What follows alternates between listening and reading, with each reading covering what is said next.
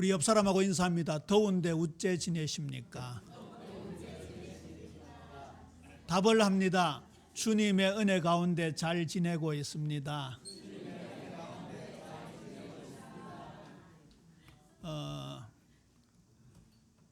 굉장히 중요한 고백입니다. 제가 아는 목사님 한 분이 뇌졸중으로 쓰러졌는데 미국에 계실 때였어요. 미국 병원에서 이 손수건 접기 이런 훈련을 시키더래요. 여러분, 우리 손수건 접는 거 쉬워요, 어려워요? 너무너무 쉬워요. 그렇죠? 레고 블록 이렇게 쌓는 거, 그런 거 훈련시키고, 콩 같은 거 이렇게 이병에서 이병으로 옮기고. 근데 뇌졸중이 걸린 사람은요, 그게 너무너무 중노동으로 느껴진대. 이게 땀을 뻘뻘 흘리면서 해야 돼요. 그래서 이거 못하겠다고 막 나자빠지면은 가족들이 병신들로 하느냐 하면서 확 욕을 해가면서 그렇게 다그쳤는데, 결국은 이 훈련을 통해서 어디가 회복되었는가 하면 손을 관장하는 뇌가 회복되어졌어요. 이게 굉장히 중요한 포인트거든요. 제가 인사를 시켰고 주님 안에서 잘 지냅니다 라고 고백하고 인사를 시킨 이유가 어디에 있느냐? 우리는 형편상으로 너무 덥고 불쾌지수가 높고, 또 경제적으로 봐도 육신적으로 봐도 자녀를 봐도 전부 힘든 것 투성이지만, 하나님께서는 저와 여러분을 합력하여 선을 이루실 줄로 믿습니까? 항상 기뻐하라, 쉬지 말고 기도하라, 범사에 감사하라. 보세요, 범사에 감사잖아요. 모든 것에 감사. 우리는 축복 받으면 감사, 자식 잘 되면 감사, 돈 벌면 감사인데, 성경은 범사에 모든 일에 감사라 했어요. 그러면요, 그 감사가 우리의 불신앙을 치유하고 우리의 삶을 치유하게 되어 있는 거예요.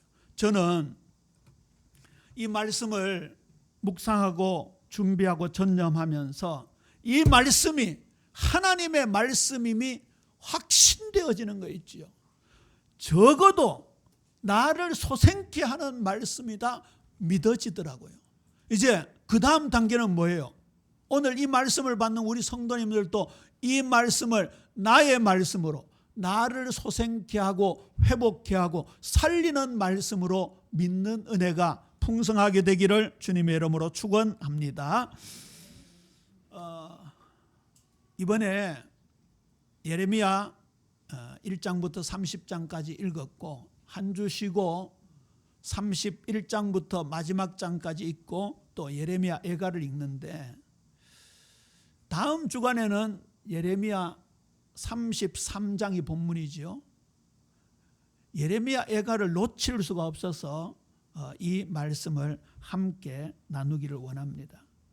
오늘 읽은 말씀은 이 예레미야 애가 전체의 그 우울한 분위기, 암울한 분위기, 그야말로 슬픔으로 가득 차 있는 가운데서 하나님이 소망을 주시는 대목입니다. 이 애가라는 글자는 슬프다라는 슬플 애자인데요, 슬픔의 노래 그런 뜻이죠. 어찌 이리 슬픈가 그런 뜻을 가지고 있고, 히브리어도 에카라고 되어 있습니다. 발음이 비슷하죠. 번역을 참 잘한 번역인 것 같습니다. 1장, 2장, 4장의 시작이 슬프다 이렇게 시작되어집니다. 우리의 모습을 그대로 반영하는 것이라 할 수 있겠죠. 이때 당시에 남유다는 바벨론에 의해서 함락 직전에 있었고, 그 함락의 심판을 예레미야는 눈으로 그림처럼 보았던 것이죠. 바벨론 군사들의 칼에 의해 시체가 즐비한 모습, 그리고 시온성, 즉 예루살렘 성전이 회파가 되고 그들을 보호하고 있던 성벽들이 다 무너진 가운데 이 예레미야 애가를 노래하고 있습니다. 그들의 영광이 비참함으로 변한 우리의 모습과도 이어지고 있지요. 1장은 예루살렘의 황폐함으로 인한 슬픔을 표출하고 있습니다. 회개가 없는 예배, 공의적 삶이 무너진 그때에 하나님은 결국 진노하시게 되는 거죠. 그게 2장의 내용입니다. 오늘 본문 3장은 그 고난 가운데서 회개하며 하나님을 의지하고 하나님의 응답을 소망하는 장면입니다. 4장은 다시 한번 지도자들의 타락이 유다 전체를 무너뜨리는, 그래서 그 백성들의 죄악이 결국은 도시로 파괴되어지는 것으로 이어지는 것을 지적하고 있고, 5장은 모든 것을 거두어 하나님의 긍휼과 자비를 구하는 기도입니다. 우리 예배 사랑하는 성도님들의 삶의 현장에 그 어떤 극한 어려움이 있더라도 예레미야처럼 하나님 앞에 눈물로 엎드리고 회개하고 기도할 때 하나님께서 소망의 빛을 저와 여러분에게도 동시에 허락하시는 줄로 믿습니다. 그러면 왜 이렇게 아름다웠던 예루살렘이, 그 화려하고 영광스러웠던 예루살렘이 이렇게 파괴가 되었는가? 하나님의 임재가 떠났기 때문입니다. 여러분, 성전은 하나님의 임재의 장소입니다. 하나님의 영광이 드러나는 장소입니다. 그런데 하나님의 영광이 다 사라져 버렸습니다. 그러면 왜 하나님의 영광이 사라졌습니까? 이스라엘 백성들과 유다 백성들은 그렇게 금지하는 우상 숭배에 앞장섰습니다. 심지어 하나님께 온전히 예배드려야 될 제사장들조차도 바알을 숭배하고 아세라를 숭배하고 다곤을 숭배하고 밀곰을 숭배하는 우상 숭배에 빠지고 말았습니다. 예레미야 애가 1장 1절은 이렇게 시작합니다. 슬프다 이 성이여, 전에는 사람이 많더니 이제는 어찌 그리 적막하게 앉았는고.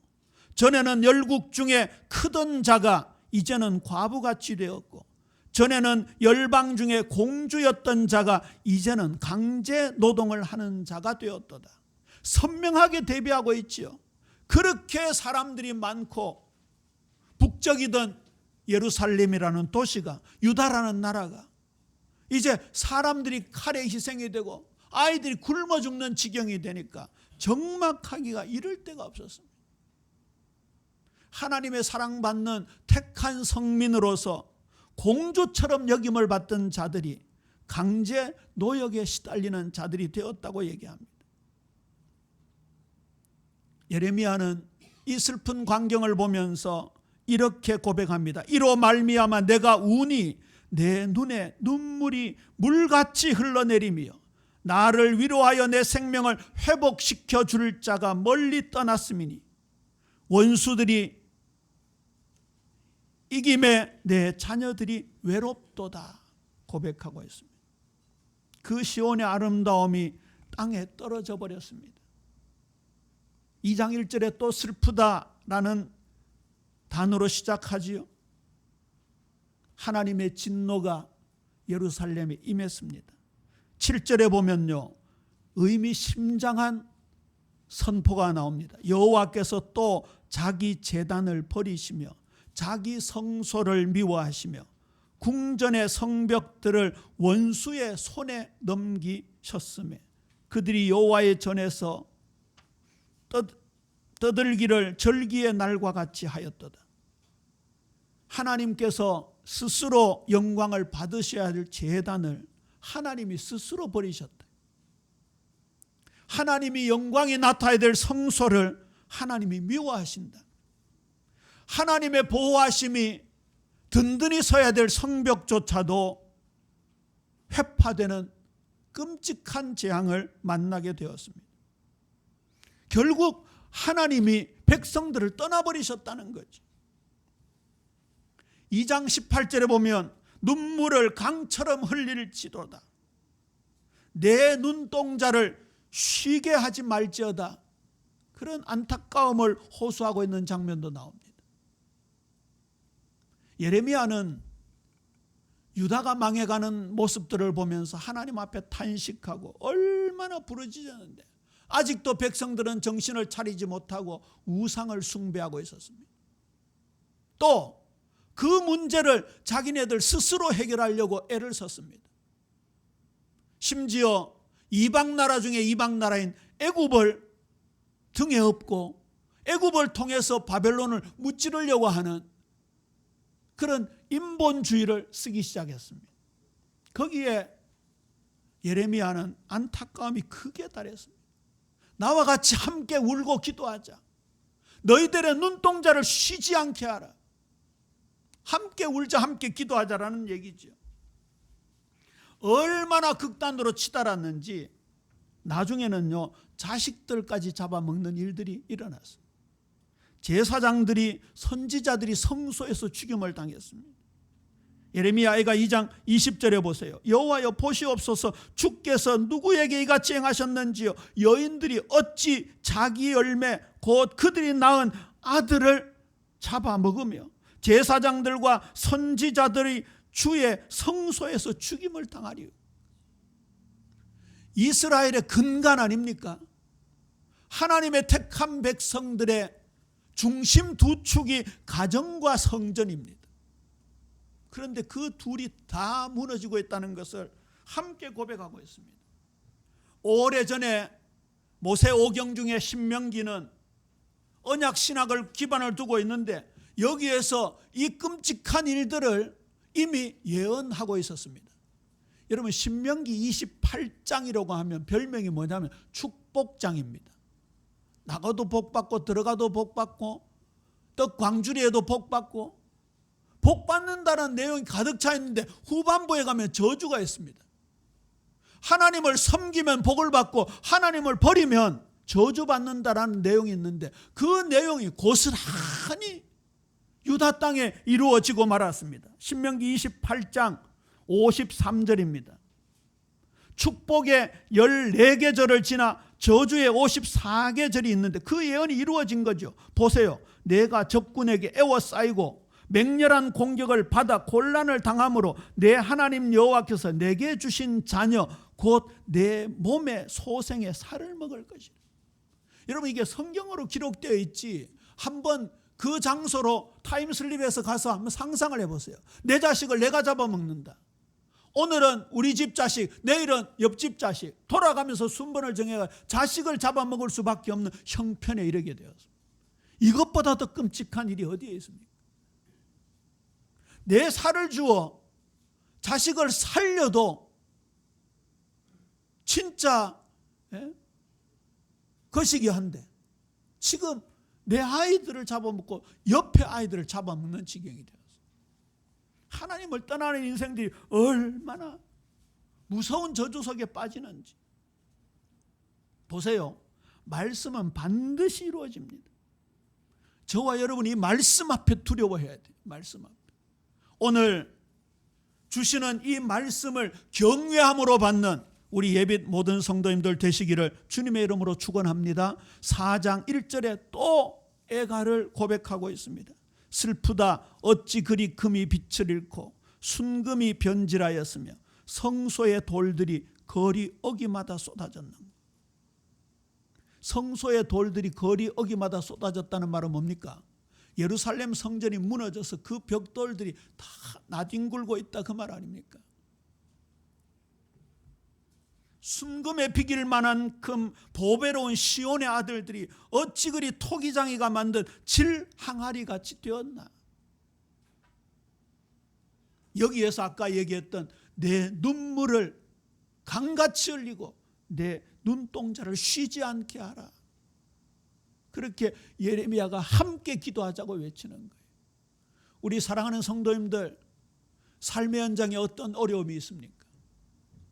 아직까지 풀리지 않는 과거의 상처에서 헤어나오지 못하고 있습니까? 너무나 막막한 상황 속에 있습니까? 예레미야처럼 눈물로 엎드리는 시작이 되어지게 되기를 주님의 이름으로 권면합니다. 그러면 오늘 우리에게 주시는 희망의 말씀이 똑같이 우리에게 적용되어지는 거지. 예레미야가 4장 4절은 유명한 말씀이죠. 젖먹이가 목말라서 혀가 입천장에 붙으며 어린아이들이 떡을 구하나 떼어줄 사람이 없도다. 선지자에게 임한 말씀이 끊기는 것이 비극의 시작이었습니다. 하나님의 말씀이 끊겨버리니까 제사장들이 하나님 앞에 예배하는 것을 다 잊어버리고 말았습니다. 예배를 한다 할지라도 우상숭배와 섞여 있었습니다. 지난번에 우리 말씀 받았잖아요.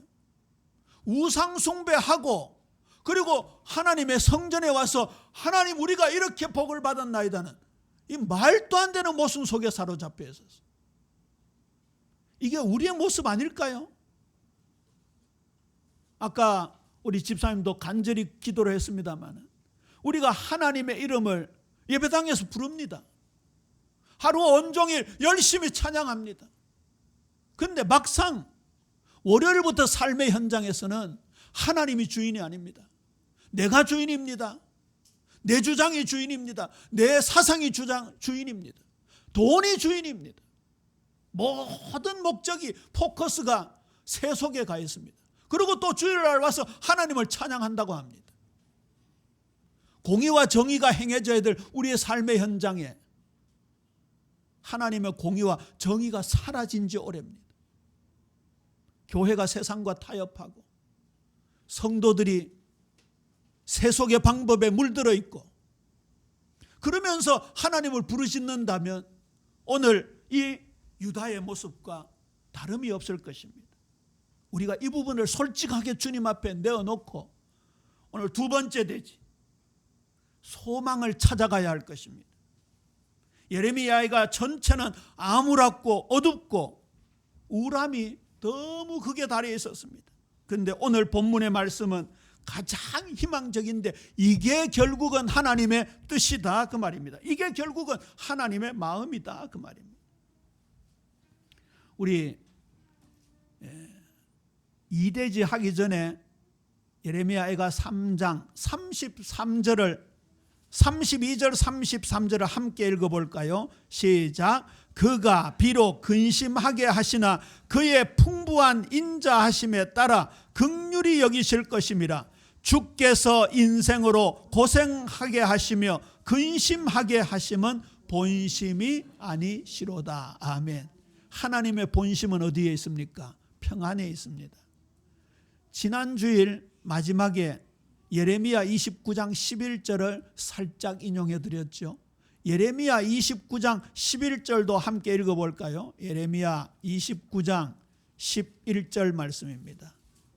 1096쪽입니다. 예레미야 29장 11절 말씀입니다.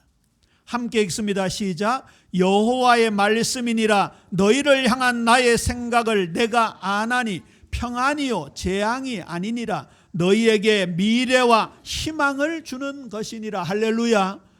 이 말씀이 이루어지는 것을 확신하고 지금 예레미야가 기도하고 있는 장면입니다. 그대로 기도하고 있습니다.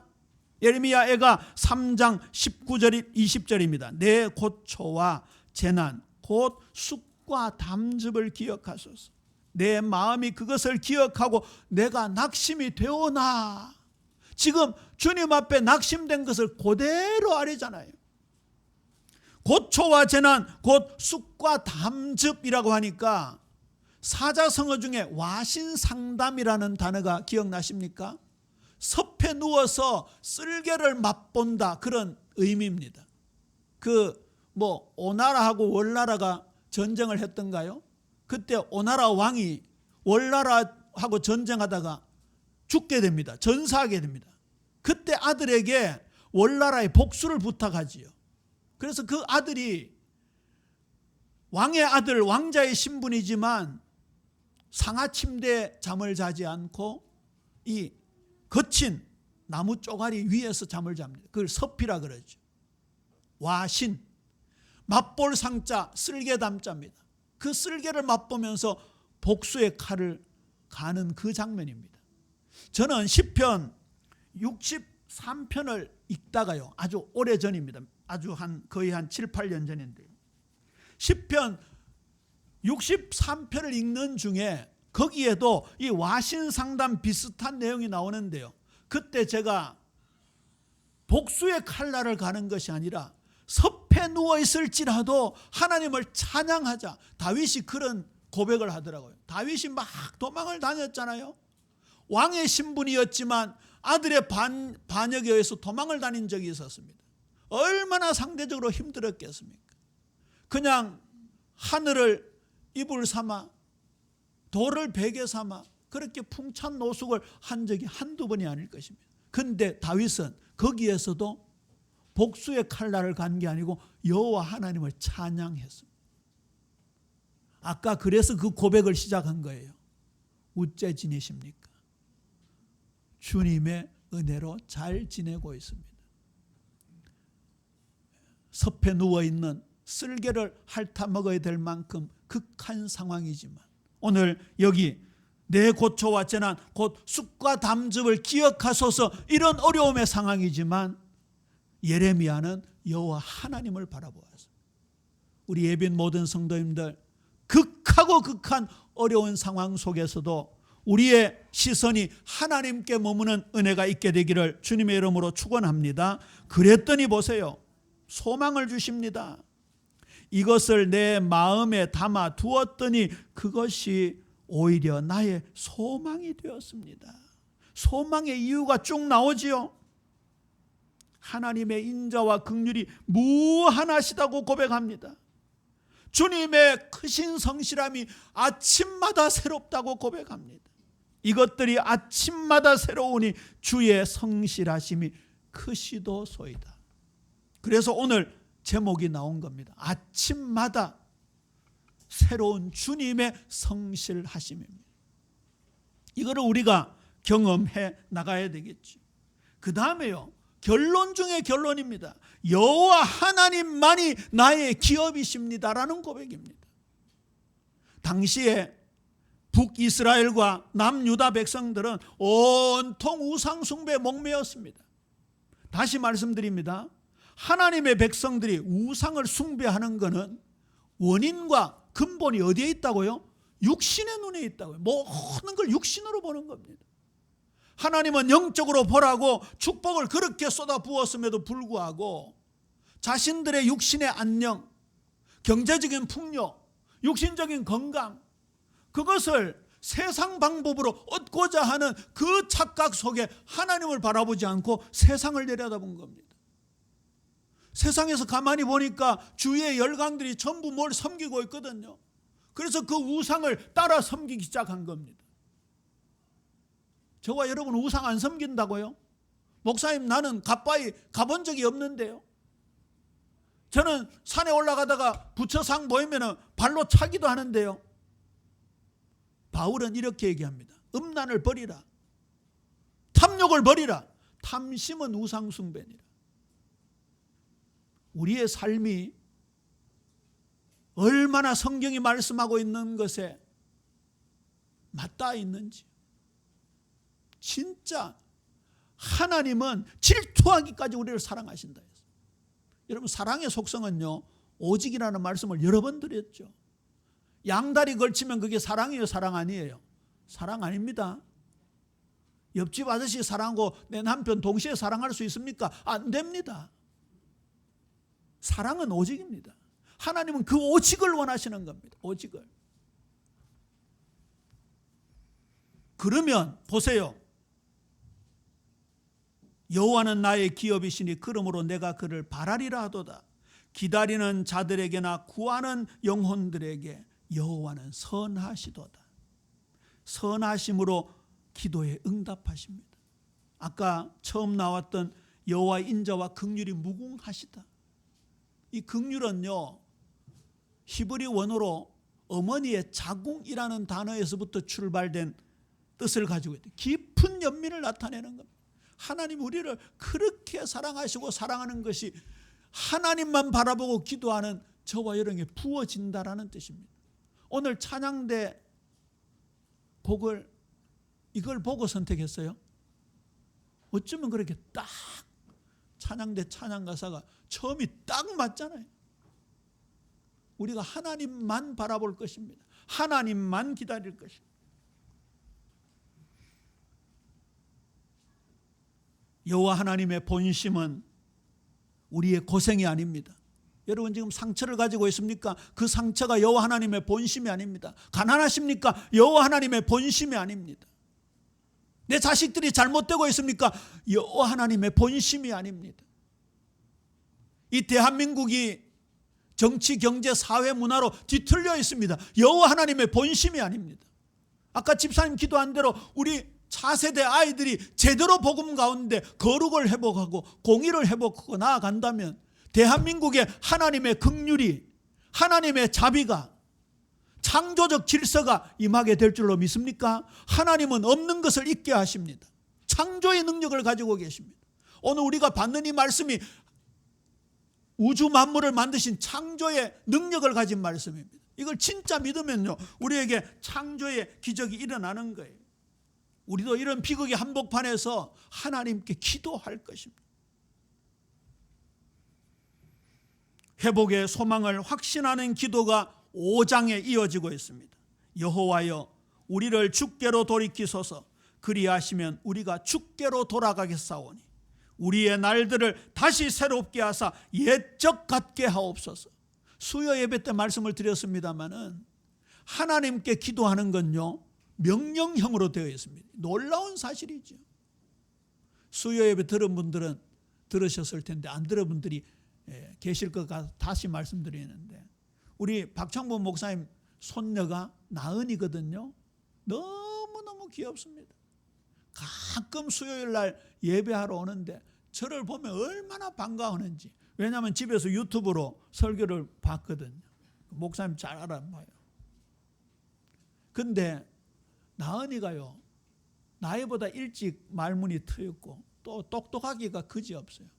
그래서 할아버지가 소파에서 좀 쉬려고, 피곤해서 쉬려고 하는데 딱 와가지고 앞에 서가지고 할비 일어나 이런데, 그래가 어깨 허리에 손을 딱 올리고 따라하라 그러고요. 그래서 교회에서 배운 노래 막 부르면서 따라하라고 그런데, 그러면 저 할비가 일어나야 돼 안 일어나야 돼요?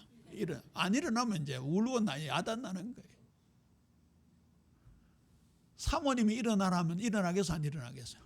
안 일어나죠. 피곤해가지고 소파에 푹 들어가 지금 쉬고 있는데, 그런데 손녀딸이 일어나라면 일어나야 돼요. 그게 기도입니다. 하나님은 우리의 그런 기도를 원하시는 거예요. 시편 해보세요. 여기 오늘 이 단어를 보세요.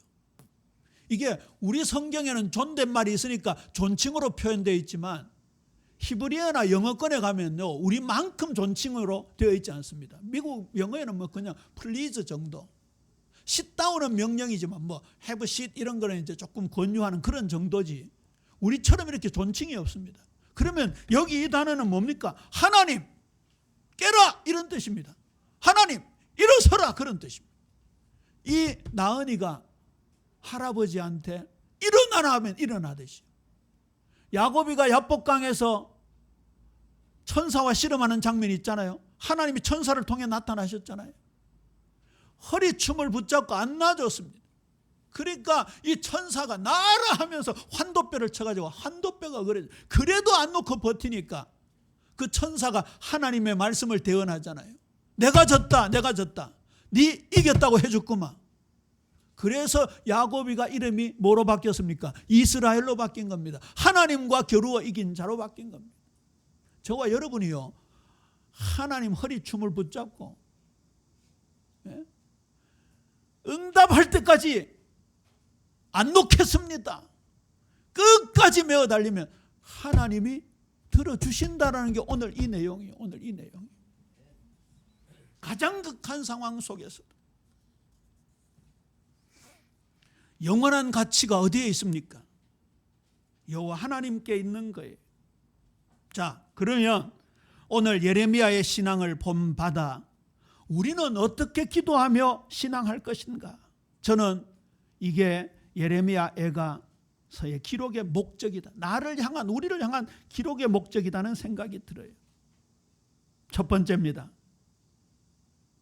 잠잠히 기다리는 믿음이 승리하게 됩니다. 예레미야 애가 3장 26절 보세요. 사람이 여호와의 구원을 바라고 잠잠히 기다림이 좋도다. 출애굽기 14장 기억나시죠? 출애굽을 한 이스라엘 백성들이 제일 먼저 장애물인 홍해를 맞닥뜨렸습니다. 그 홍해 바다가 얼마나 두렵겠습니까? 뒤에는 애굽 군대가 추격해오지요. 앞에는 시퍼런 홍해 바다가 넘실대지요. 그걸 뭐라 그럽니까? 진퇴양난이라 그러잖아요. 그래서 이스라엘 백성들이 모세를 원망합니다. 하나님을 원망합니다. 우리를 왜 여기까지 데리고 와서 여기서 죽게 하느냐? 차라리 애굽에 있었다면 우리 매장지라도 동서고금을 막 나누고 전부 자기가 어디에 묻히는가 관심이 많잖아요. 우리 왜 여기 광야에서 죽게 하느냐? 그때 모세가 한 기도요, 이스라엘 백성들을 향하여 선포한 내용입니다. 너희는 두려워하지 말고 가만히 서서 여호와께서 오늘 너희를 위하여 행하시는 구원을 보라. 너희가 오늘 본 애굽 사람을 영원히 다시 보지 아니하리라. 여호와께서 너희를 위하여 싸우시리니 너희는 가만히 있을지니라. 잠잠히 기다리는 믿음이 승리한다. 잠잠히 기다림이 좋도다. 두 번째입니다. 시편 62편 1절 보세요. 함께 읽습니다. 시편 62편 1절 시작. 나의 영혼이 잠잠히 하나님만 바라며 나의 구원이 그에게서 나오는 도다. 그 뒤에 보면 여호와는 나의 반석이시요 나의 요새시요 나의 구원이시요 라고 말씀합니다. 우리가 잠잠히 하나님을 바라볼 때, 우리의 신앙생활, 우리의 기도가 하나님을 잠잠히 바라볼 때, 이거 진짜 믿는다는 거죠. 안 믿으니까 나대는 겁니다. 여기 가만히 있을지니라, 잠잠히 기다릴지니라, 이 말은 아무것도 하지 않고, 예배도 드리지 않고, 헌신도 하지 않고, 기도도 하지 않고, 찬양도 하지 않고, 그 말이 아니잖아요. 우리가 예배를 하고 수고하고 찬송하고 기도하고 헌신하잖아요. 그런데 우리의 중심은 누구를 바라보라는 얘기입니까? 여호와 하나님만 바라보라는 얘기입니다. 우리가 얼마나 이 마음이 혼란한지요. 우리의 마음이 평안함이 유지될 때 그 말이죠.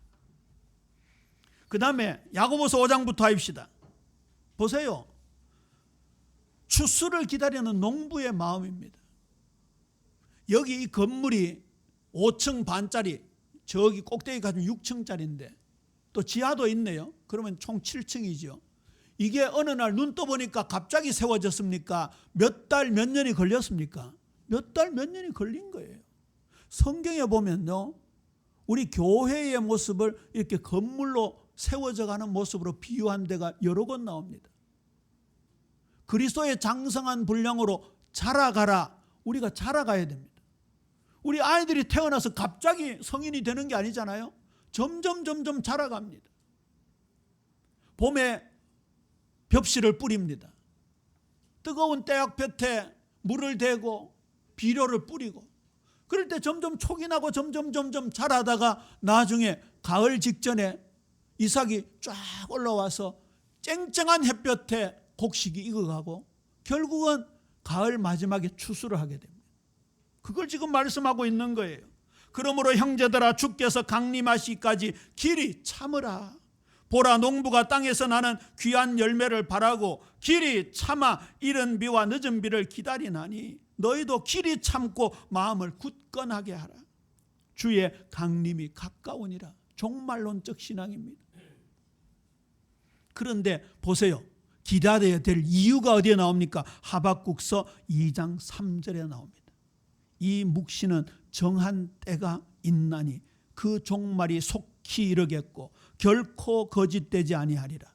비록 더딜지라도 기다리라. 지체되지 않고 반드시 응하리라. 좀 단어가 모순되는 것 같습니까? 그 종말이 속히 이르겠고 했는데 뒤에는 비록 더딜지라도 라는 또 더디다는 말이 나옵니까? 이게 모순되는 것처럼 보입니까? 앞에 속히 이르겠고 이 말은 하나님의 시간 카이로스의 관점에서 보는 겁니다. 하나님은 하루가 천년 같고 천년이 하루 같습니다. 그렇죠? 그 다음에 비록 더딜지라도 이것은 우리 이 시간 크로노스의 관점으로 보니까 더딘 것처럼 보이지만 우리는 하나님의 관점으로 봐야 된다고 말이에요. 그래서 제가 늘 강조하지만 신앙은 관점을 바꾸는 것이다. 저와 여러분은 이 땅에 발을 붙이고 사는 대한민국 시민이지만 천국 시민입니다. 어느 것이 상위법입니까? 그 하나님의 법으로 세상을 관조하고 문제를 바라볼 수 있어야 되고, 나를 볼 수 있어야 되고, 가족을 볼 수 있어야 되고, 우리 자녀들을 볼 수 있어야 된다 그 말이에요. 자, 이 정도면 아마 크게 세 가지 반응이 나올 거예요. 하나님이 어떻게 하시나 한번 보자, 이런 반응이 나올 수 있고요. 또 반대로 암만 기다려도 이루어지지 않으니까 도대체 언제 하나님 응답하시나? 지금 세월이 얼마나 수십 년이다 하면서, 그럼 이런 반응, 믿은 내가 잘못이지, 이런 반응이 나올 수 있죠.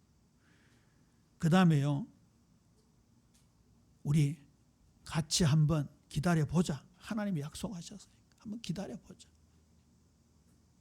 우리 옆 사람한테 믿음으로 인사를 합니다. 우리 함께 하나님의 시간을 기다립시다. 믿으시기를 주님의 이름으로 축원합니다. 그 하나님의 시간은 상상을 초월하게 우리에게 온다 그 말입니다. 그 다음에 제가 늘 말씀드리지만 과정이 중요합니다. 과정이. 신앙생활은 결과보다는 과정이 중요합니다. 오직 의인은 믿음으로 말미암아 살아가리라. 살아가는 과정이 중요합니다. 우리는 자꾸 눈에 띄는 뭔가를 받으려고 하는데요, 그게 아닙니다. 제가 이것 가지고 예를 들어 드렸잖아요. 우리의 삶에 여러 분야가 있습니다. 여기에 예수님이 주인이 되시고, 여기에 예수님이 주인이 되시고, 내 전문 분야에 예수님 주인이 되시고, 인간관계에 예수님이 주인이 되시고, 가문에 예수님 주인이 되시고, 우리 자식을 위해 기도하는 것에 예수님이 주인이 되시고. 그런데 보세요, 요거 한 칸 한 칸마다 또 깊이가 있습니다. 그냥 주인 삼아도 끝나는 게 아닙니다. 더 진하게 깊어져야 됩니다. 더 넓어져야 됩니다. 시간적으로 하나님과 맞닿아 있어야 된다 그 말입니다. 말씀을 맺습니다. 유다의 재난, 이 나라의 고통, 예레미야의 슬픔의 눈물이 나의 고통입니다. 상처 입은 나, 무너진 가정, 신뢰를 잃은 교회, 병든 사회, 그 끔찍한 상황이 우리 주위에 펼쳐져 있지만 로마서 8장 28절은 이렇게 말씀합니다. 우리가 알거니와 하나님을 사랑하는 자, 곧 그 뜻대로 부르심을 입은 자들에게는 모든 것이 합력하여 선을 이루느니라. 모든 것이 합력하여 선을 이루느니라. 아침마다 새로우신 하나님의 인자와 긍휼의 성실하심을 우리가 기억한다면 예수님으로 말미암아 이루어진 축복이 내게 이루어지는 거 아닙니까? 고린도후서 4장 16절입니다. 부활의 소망을 가지고 낙심하지 말라 하면서 그러므로 우리가 낙심하지 아니하노니 우리의 겉사람은 낡아지나 우리의 속사람은 날로 새로워지는도다. 이게 아까 말씀드린 이 신생활, 믿음으로서 살아가는 것이죠. 슬픔의 깊이만큼 하나님께 더 가까이 나아가고 내 삶에 진정한 회개의 눈물을 쏟게 된다면 오늘 주신 이 말씀이 나의 말씀이 되어지고 우리 사랑하는 성도님들의 삶의 여정 속에 반드시 성취되어지는 축복으로 임하게 될 줄로 믿습니다. 아버지 하나님, 은혜를 감사합니다. 극한 상황 속에서 예레미야는 눈물로 기도하다가 하나님께서 허락하시는 인자와 긍휼을 맛보게 되고 아침마다 새로운 주님의 성실하심을 경험하며 우리에게 이 말씀을 전해주고 있는 줄로 믿습니다. 아버지, 이 말씀이 우리 사랑하는 성도들, 종들의 마음속에 답이 되게 하시고 하나님을 소망하며 희망을 가지고 살아가는 우리 예빈 모든 성도들, 자녀들 되게 하여 주옵소서. 감사합니다. 예수님 이름으로 기도합니다. 아멘.